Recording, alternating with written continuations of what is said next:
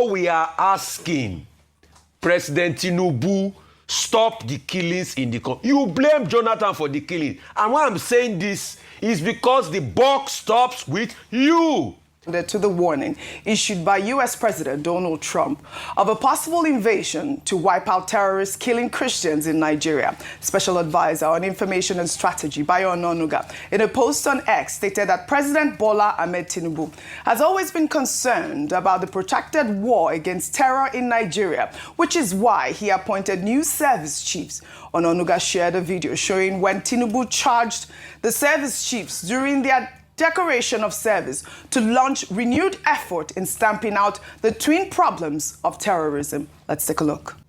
With reactions after U.S. President Donald Trump issued a stark warning to the Nigerian government instructing the United States Department of War to prepare for possible action to wipe out terrorists in Nigeria. Well, Trump posted that warning on Truth Social. And of course, I'm sure a lot of people have seen it, but I'd like to read it for the benefit of our viewers. Trump wrote, if the Nigerian government continues to allow killing of Christians, the USA will immediately stop all aid and assistance to Nigeria and may very well go into that now disgraced country, guns a-blazing, to completely wipe out the Islamic terrorists who are committing these horrible atrocities. I'm hereby instructing our Department of War to prepare for possible action.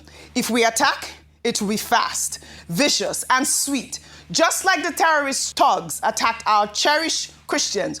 Warning, the Nigerian government better move fast. And you know, that's the actual post that got a lot of reactions on social media. Ayo Rufai, Dr. Abati. And we know that this post is coming just a day after Trump designated Nigeria as a country of particular concern over allegations of Christian genocide. Well, President Bola Ahmed Tinubu has already rejected this designation, maintaining that Nigeria remains a democracy with constitutional guarantees of freedom of religion. The strength of American military action has sparked widespread debate about sovereignty, security challenges, and the path forward for Nigeria's relationship with the United States. And I'll take activist Omoyele Showore's tweet. If we can pull up that tweet, if we have that. All right. Showore wrote on X, the latest threat by U.S. President Donald Trump to launch military action in Nigeria, allegedly to protect Christians, may sound appealing to some. Still, history has shown this to be perilous. Whether you are Christian, Muslim, animist, or non-religious, no one should celebrate such rhetoric. The United States and its allies have a long record of military interventions that leave nations more unstable than before. They failed to secure peace in Afghanistan, Iraq, Libya, or Syria. And they won't bring salvation to Nigeria through bombs or boots on the ground.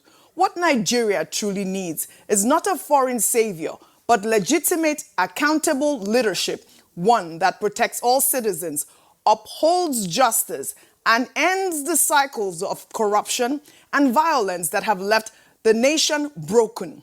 Donald Trump does not care about Nigerians, not Christians, Muslims, or anyone else. Our deliverance will never come from abroad. It must come from within, through real leadership, not the Tinubus of the world, and national renewal. Hashtag revolution now. Another ex-user, actually, this is a WhatsApp comment which, went all over WhatsApp. If we can pull up that comment at this moment. This person wrote on WhatsApp, which has been shared many times. He wrote, I don't know why there are misinterpretations of Trump's message. Trump did not threaten to attack Nigeria or effect regime change, as America did in other countries, Iraq, etc. Nigeria is a democracy and should not be compared with Gaddafi's Libya, Assad's Syria, or Saddam's Iraq. Trump's message is clear. to come into Nigeria and completely wipe out the terrorists who are committing these atrocities. America has a rich history of tackling terrorists and their sponsors to any country and killing them without the knowledge of the host country. US did it in Pakistan, where they took out Osama bin Laden and his bodyguards without even the knowledge of Pakistani government. Trump did it in Iraq, when US assassinated Iranian General Qasem Soleimani.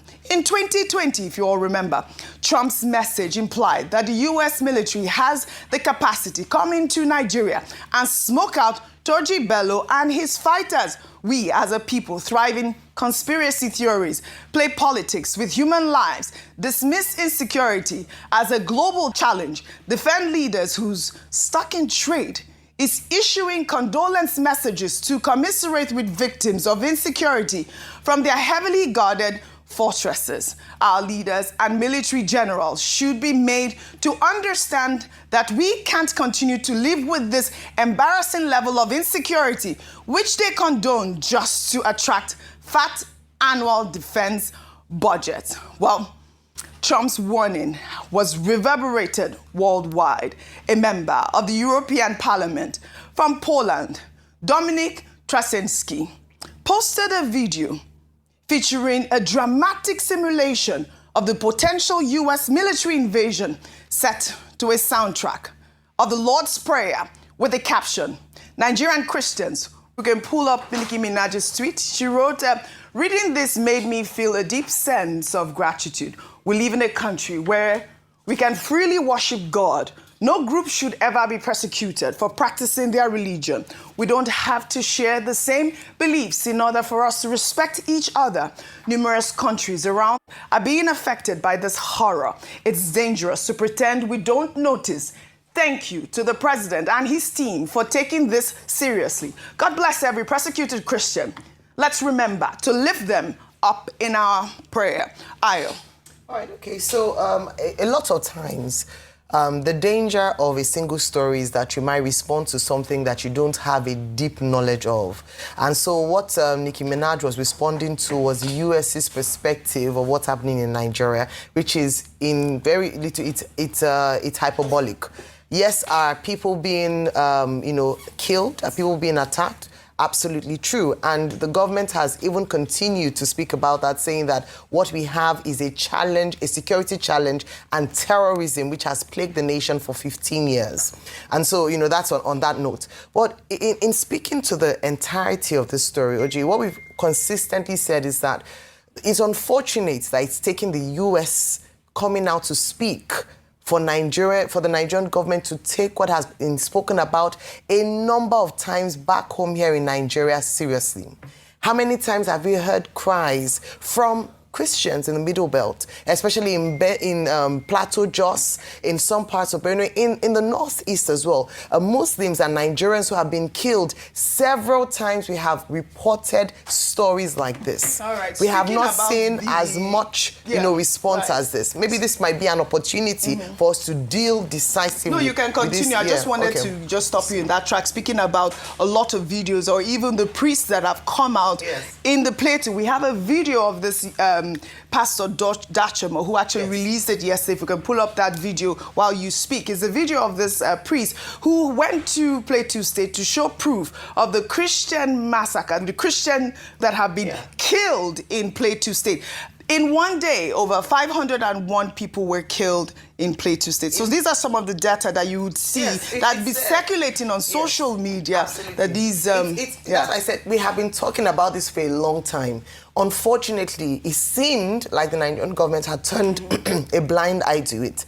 However, let us take this opportunity to now respond, because I think the response was too hasty, hence then the counter response by the US president. But the first thing is diplomatic and security response. Diplomatically, let us continue to open that channel of communication and conversation with the United States. This is not the time to be the propaganda and lies and trying to save face. Let us be able to speak to the issues and present facts, counterfacts. If the same Christians are being killed, let's produce counterfacts to that that effect. The next thing would then be on, of course, security. The best response to the United States allegations of Christian genocide is to ensure that Christians are protected and to ensure that even all Nigerian lives matter. Whether it's one person or any Nigerian, Christian, Muslim, we've talked about that a number of times, that any Nigerian has the right to life so that we don't become desensitized when we hear another person has been killed and we just say, oh, somebody else has been killed. Well said. This is one lesson for us. Well said. Well, meanwhile,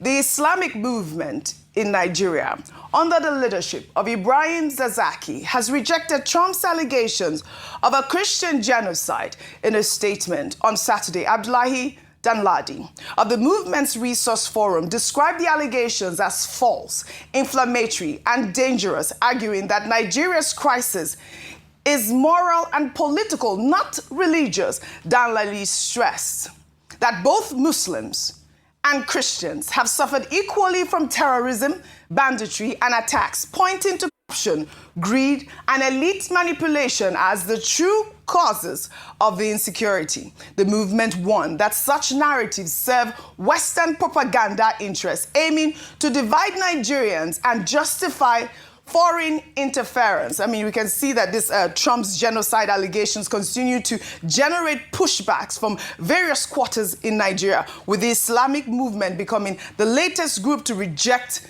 the narrative. Dr. Bati, a quick comment, and I'll come to this story. Okay. Genocide is a very specific word. We have a Genocide Convention of 1948, and what it means in that document is about specific targeting of populations to eliminate them.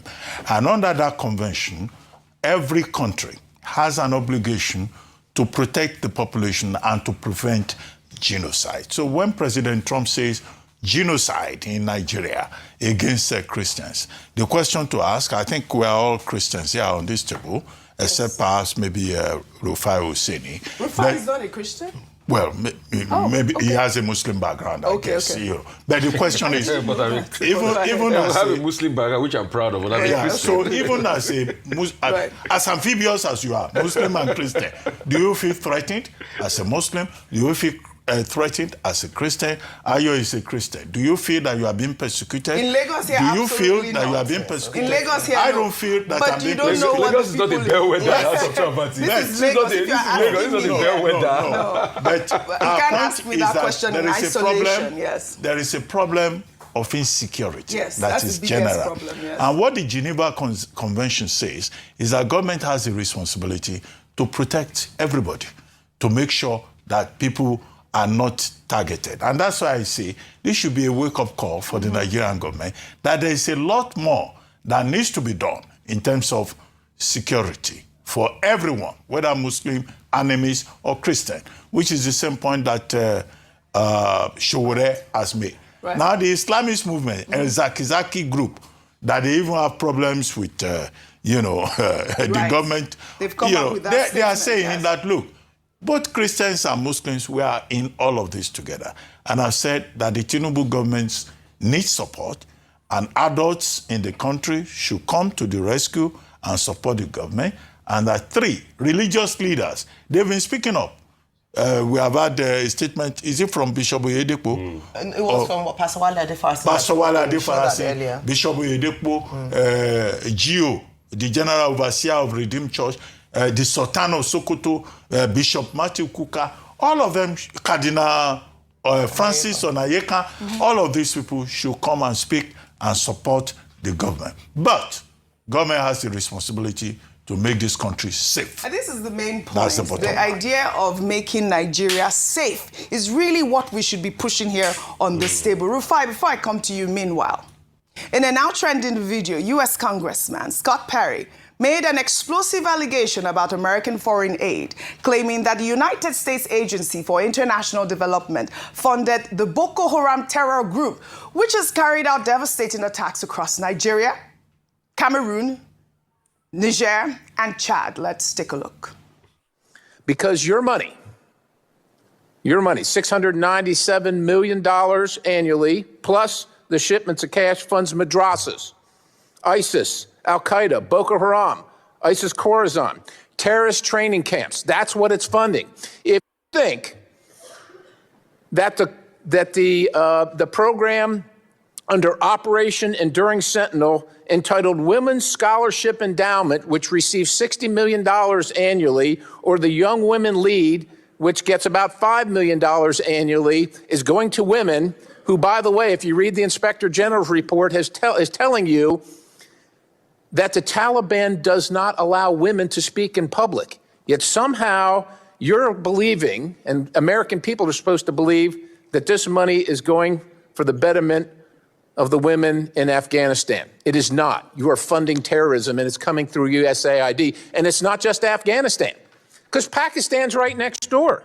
All right, Rufai, this video resurfaced online once again. We're seeing how the conversation around U.S.-Nigeria relations continues to take unexpected turns, with a sitting congressman alleging that, American taxpayer dollars may have inadvertently funded the very terrorists that President Trump is now threatening to wipe out. Now, Trump is threatening to cut aid. In August, the U.S. State Department approved a possible $346 million in weapons sales to Nigeria to help improve security. And you're seeing that, before I take some tweets, Rufai, I'd like your comments. We're seeing that these videos are now coming up again. The question, or maybe the conspiracy theory, is that Trump is going to invade Nigeria, which is not what he's written in the tweet. By the way, in the tweet, he specifically stated that he's coming to wipe out the terrorists. And that's what we're doing, to state the facts. Conspiracy theories or even just analysis are not really what the comment is on the Truth Social. Rufai, your thoughts? I knew this was going to happen. And you see, this is why Nigeria has never moved forward as a nation. Mm-hmm. It's a country of analysis paralysis. It's only in Nigeria you will see that the main substantive issue, that people are being killed needlessly in their country, is now left aside. This group will say, oh, all of us are being killed. This group will say, oh, it's about this killing. This one will say, oh, it's about that. All of a sudden, everybody that was not saying anything before are now skewing narrative and propaganda. So an average Nigerian that is following the news cycle is confused today. Please, I am not a master of confusion. Let me clear your confusion. Let me clear your doubts. The problem is that Nigerian lives matter and Nigerians are being killed. Yes. So how can we solve the problem? Because the politicians that are talking all of this today, the same people shamelessly push religion and tribe when it's politics period. So now they will confuse you with this narrative. All we are asking, President Tinubu, stop the killings in the country. You blame Jonathan for the killing. And why I'm saying this is because the buck stops with you. Mm-hmm. Let's stop deceiving people. That propaganda too, a lot of Russian propaganda is coming in. That video has... propaganda, the Scott Perry? It's been coming in for a while. If you have a proof, empirical proof, show me. You mean Scott Perry? Yes. I mean, Scott Perry... Allusion is no way. Yes. Well. Show me. Just like when some people tied the Christian Genocide Convention to IPOB. I told you, it's not baked in empiricism. All right. Let's stop all of this. All right. Nigerians are dying. We want the killing to stop. Right. That's really what it is. Let me just take some more tweets, some more reactions. You talked about politicians now speaking up and religious leaders. Rabiu Kwankwaso of the NNPP also posted a tweet on X. He wrote, "It is important to emphasize that our country is a sovereign nation whose people face different threats from outlaws across the country. The insecurity we face does not distinguish based on religious, ethnic, or political beliefs. The United States should assist the Nigerian authorities with better cutting-edge technology to tackle these problems rather than posing a threat that could further polarize our country. The Nigerian government should also consider appointing special envoys from its distinguished diplomats to engage the American government. Additionally, it is necessary to appoint permanent ambassadors to represent Nigeria's interests on the international stage. My fellow countrymen, this is an important moment where we should emphasize unity of belonging over division. God bless Nigeria. And for me, this is the most important tweet I have read so far. The Nigerian government have to find a way to collaborate with the United States to tackle this menace of insecurity. I've seen videos, Muslim worshippers being killed, Christian worshippers being killed. Our people are being kidnapped. Insecurity is the main problem at this point. And this defense mechanism of, oh, Christians are not being killed, or whether Muslims are also being killed, is completely unnecessary. And my final tweet right now is from Mike Arnold, who wrote, "To my Nigerian friends, here's a vital insight into Trump's foreign policy. There is no invasion or occupation of Nigeria coming, just a quick surgical removal of the cancer." And that really is the point. That's what the tweet has been put out there. We should tackle what Trump has said. Not conspiracy theories, not analysis. Just go straight to the point. Yes. What can you do to help us? The United States. How can you help us? This is the main point at this point. But we've seen, propaganda from other places, from the presidency saying the president is going to meet with President Tinubu. At this point, no meeting has been confirmed. Yeah. I'm sure that in the coming weeks, we will see that the president of Nigeria, who is our father, the father of the nation, will find ways to solve this problem to make sure that we don't have war in Nigeria. Good point, Oji. I'd love to thank you all. I wish really we had enough time. All we are asking President Tinubu,